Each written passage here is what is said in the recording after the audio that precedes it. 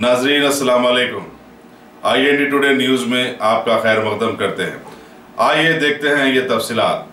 మన రాష్ట్రాన్ని పాలించుకోవడానికి మన రాష్ట్రం యొక్క భవిష్యత్తును నిర్ణయించడానికి ప్రజలు తీర్పు ఇవ్వబోతున్నారు. ఈ తీర్పు మొదటి ఉద్యమంలో తొలి దశ ఉద్యమంలో తెలంగాణ ప్రత్యేక రాష్ట్రం కావాలని గొంతు వినిపించింది. మళ్ళీ దశ ఉద్యమంలో తెలంగాణ సాధించుకున్నాం.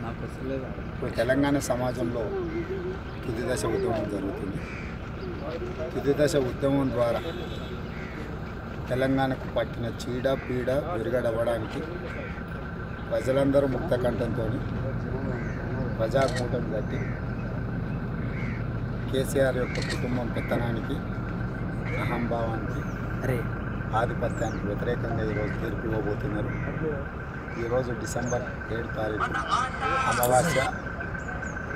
ఈ అమావాస్య చీకట్లు కేసీఆర్ జీవితానికి శాశ్వతం కాబోతుంది.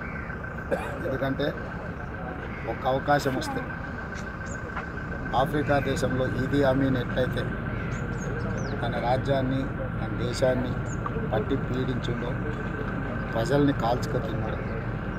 ఈరోజు తెలంగాణ రాష్ట్రంలో కేసీఆర్ కుటుంబంలో ఉండే 4 కోట్ల మంది తెలంగాణ ప్రజానికాన్ని వేధించుకొని, కాల్చుకొని, అక్రమ కేసులు పెట్టి కాల్చి చంపే చరిత్ర ఈరోజు కేసీఆర్ గారు సృష్టించారు.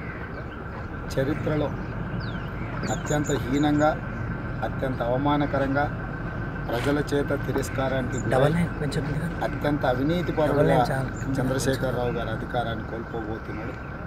ఈరోజు ప్రజలు విలక్షణమైన తీర్పు ఇవ్వబోతుంది. ఎందుకంటే ప్రజల మీద పాలకులు చేసే ఆధిపత్యాలను వాళ్ళు మౌనంగా ఉన్నారంటే ఆమోదించినట్టు. సమయం సందర్భం రానప్పుడు ప్రజలు స్పందించారు.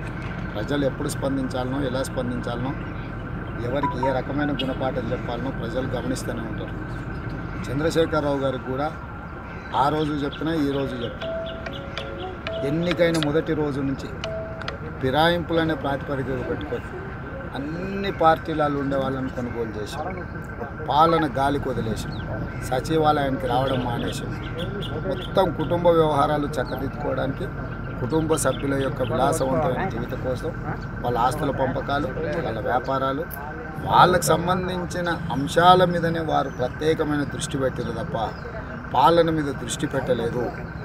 ఈరోజు చంద్రశేఖరరావు గారు ఈ ఫిరాయింపులను ప్రోత్సహించే వాళ్ళకు ఒక ఉదాహరణ.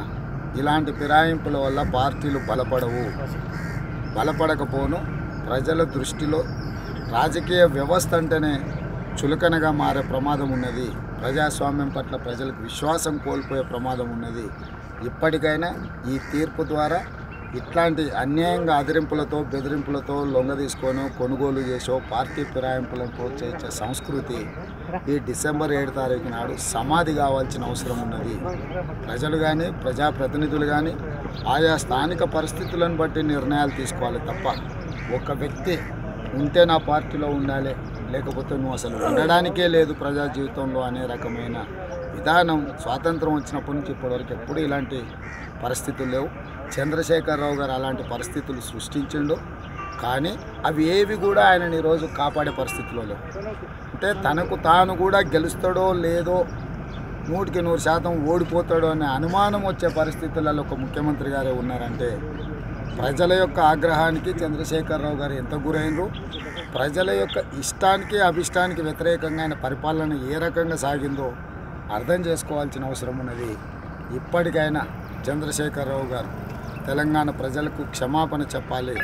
త్యాగాల పునాదుల మీద ఏర్పడ్డ తెలంగాణ త్యాగాలు చేసిన వాళ్ళ అభిష్టానికి వ్యతిరేకంగా, కుటుంబం యొక్క అభిష్టం కోసం, ఆస్తుల కోసం పరిపాలన సాగించినందుకు తెలంగాణ ప్రజలకు క్షమాపణ చెప్తే కనీసం అమరవీరుల ఆత్మైనా శాంతిస్తుంది. కాబట్టి చంద్రశేఖరరావు గారికి ఎన్నికల ద్వారా కనువిప్పు, గుణపాఠం రెండు కలగాలని ఆశిస్తున్నాను. ధన్యవాదాలు. अगर आपने हमारे चैनल को सब्सक्राइब नहीं किया है तो आपको यहाँ सब्सक्राइब बटन दिख रहा है, उसे क्लिक करिए और सब्सक्राइब कीजिए। और साथ ही साथ बेल आइकॉन को भी क्लिक करिएगा, जिससे कि आपको ताज़ा अपडेट मिलते रहे।